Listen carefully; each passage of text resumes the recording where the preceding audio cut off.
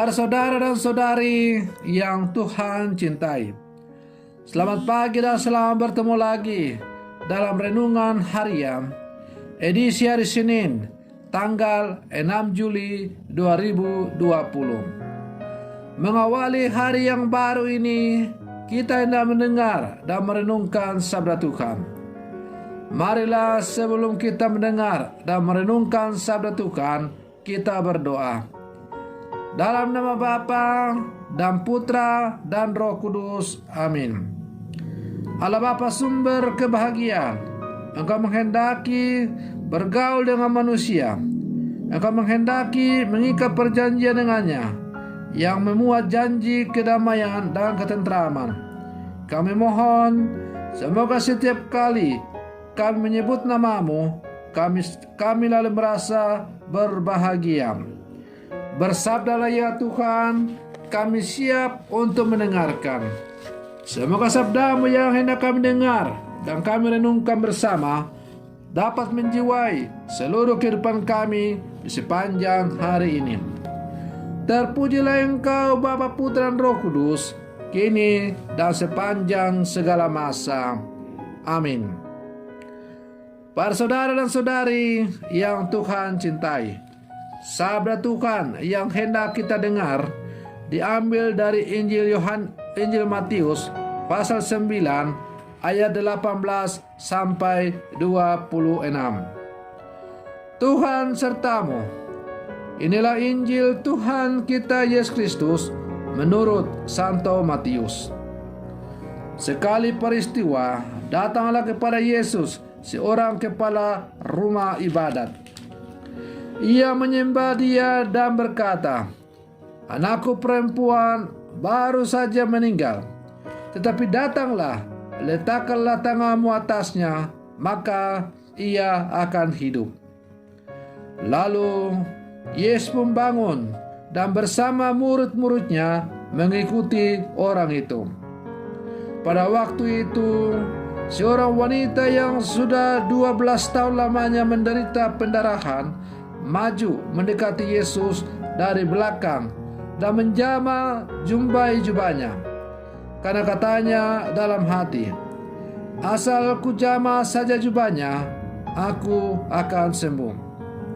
Tetapi Yesus berpaling dan memandang dia dan berkata, "Teguhkanlah hatimu, hai anakku, imanmu telah menyelamatkan engkau."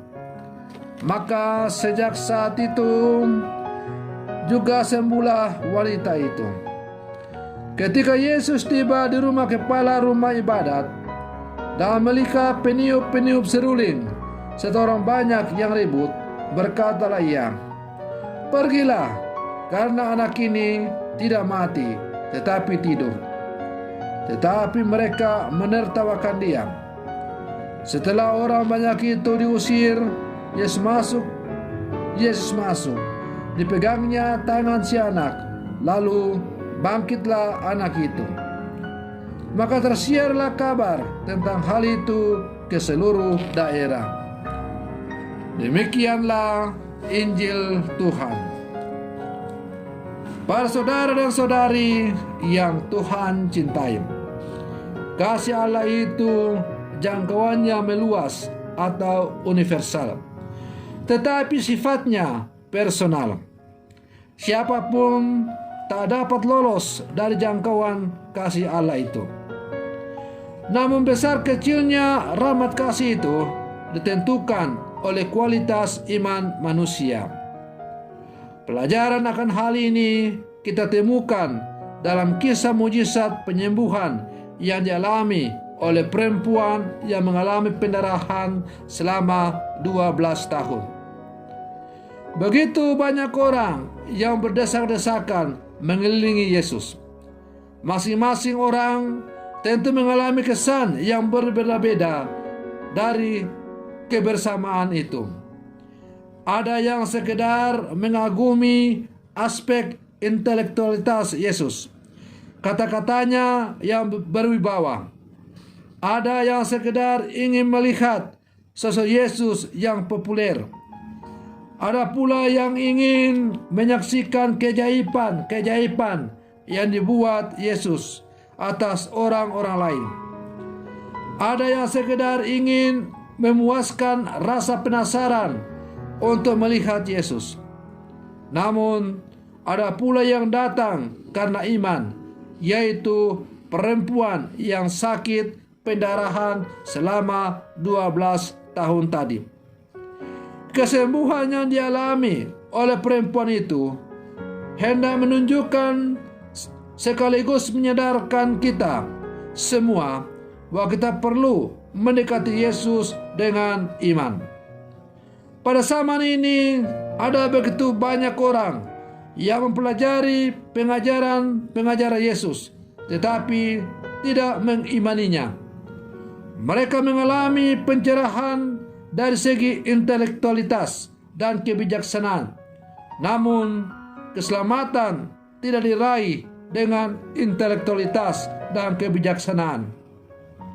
Keselamatan memerlukan iman, sebab keselamatan dalam iman kekristenan berarti adanya relasi personal antara kita dengan Yesus. Para saudara dan saudari yang Tuhan cintai, hal yang sama juga terjadi dengan kepala rumah ibadat yang datang meminta Yesus supaya ia datang agar anaknya yang sudah mati bisa hidup kembali.